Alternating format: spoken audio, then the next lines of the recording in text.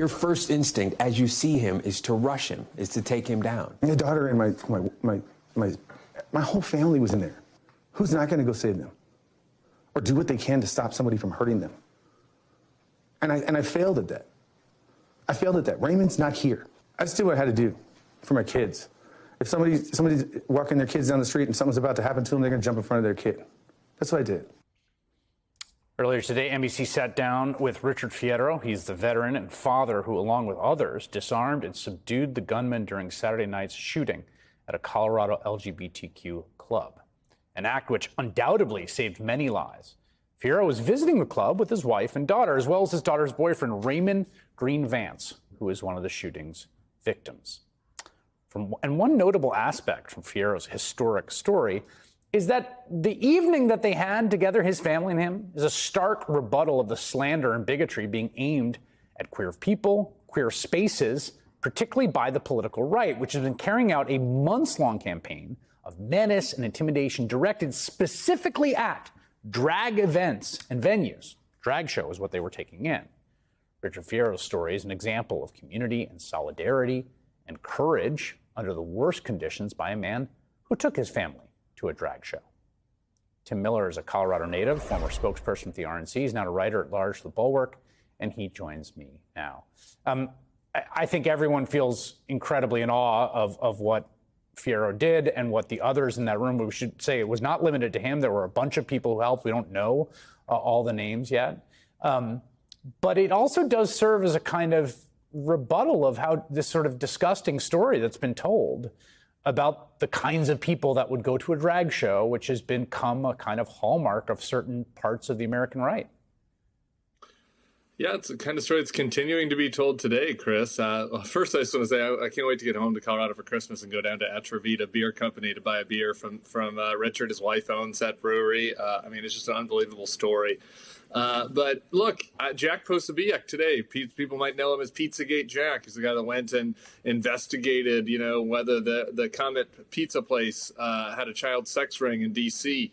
And became kind of an internet hero on the right. Well, he was out there today attacking Richard, attacking the hero of the story and kind of impugning him for saying, what's a veteran, what's a straight guy and a veteran doing at a queer club, going to a drag show. He puts that out on Twitter today, all of his followers supporting it. And this is not, this guy is mainstreamed on the right. And I'd love to just say this is part of just this basement of the far right, the dregs of the internet. But when I was in Arizona last week or 2 weeks ago, and I went to a Carrie Lake and Blake Masters event, he was the opener. Jack Posobiec is the guy that's the opener. So I mean, it's in a swing state, statewide candidates, they have people out there on stage. Carrie Lake did this herself, attacking drag culture, attacking the types of people that go to these sorts of spaces. And yeah, the hero of the story was a direct rebuttal to that. And I think he was there in part to show support for this community. It's just horrific that he had to tackle a killer because of it. He had a quote that I think is I just want to read. He says, "These kids want to live that way, want to have a good time, have at it," he said, as he described the night. "I'm happy about it because that is what I fought for, so they can do whatever the hell they want." And I do think, I did think, and I wanted to have you on tonight because you're someone who's much more embedded in conservative politics and Republican politics than I am. But it did seem to me like there really was a trajectory, right? We've seen it in the polling. I remember the 2004 campaign that was a lot about opposition to same-sex marriage and gay and marriage equality. We've seen an evolution in the polling among Republicans. We just saw Senator from Utah and the Mormon Church endorsing this, legislation in the Senate to codify or at least protect marriages, the folks, same-sex marriages that have already happened from any rollback from the court. And yet, this right-wing obsession with gay folks and trans folks and drag shows, where is that coming from? Why is that happening now?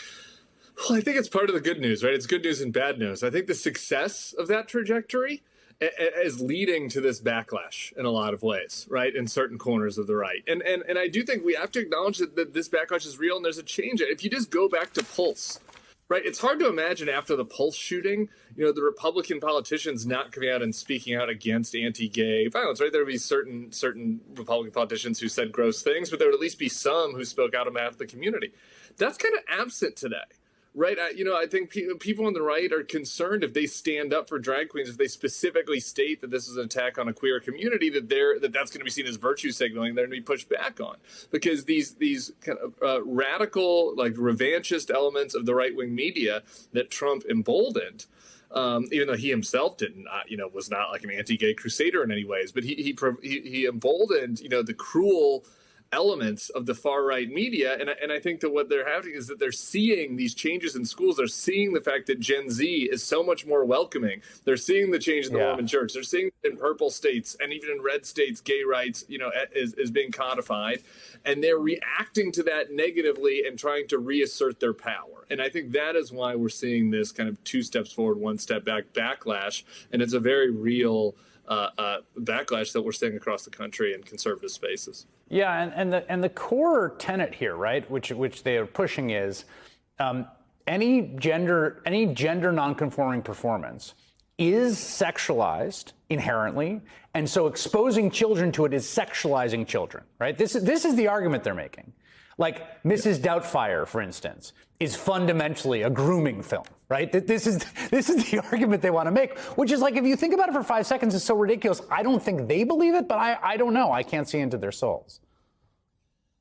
Yeah, I mean, I was never much for the kiddie pageant shows on Netflix, but it is kind of hard to understand, right? Like people who lived through the Catholic Church scandals and everything that we've seen for the last 15 years, that this is the thing they've targeted. But yeah, that is the fundamental element. But here's the thing, Chris, it's ridiculous because it doesn't need to make sense. Right. Like they don't. It doesn't have to be logical. They don't have to believe it. It is a tool to reassert power against what they see as changing mores around gender and sex that are moving too fast for them to control. That's exactly right. Tim Miller, thank you very much.